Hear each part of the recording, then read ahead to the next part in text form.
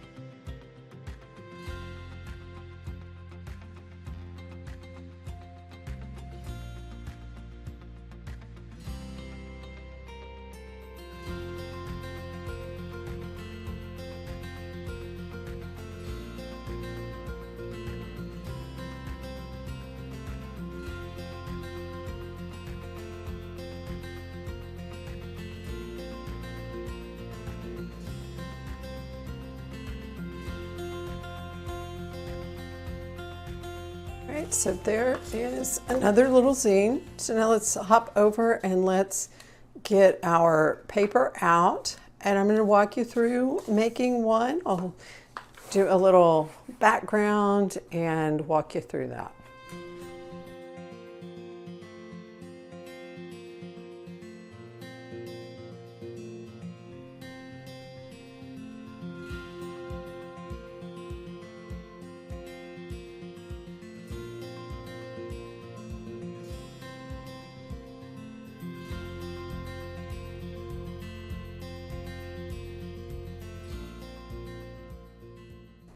All right, so I took this sheet out of our mixed media. Like I said, this is the first time we're doing it, so it's not precious.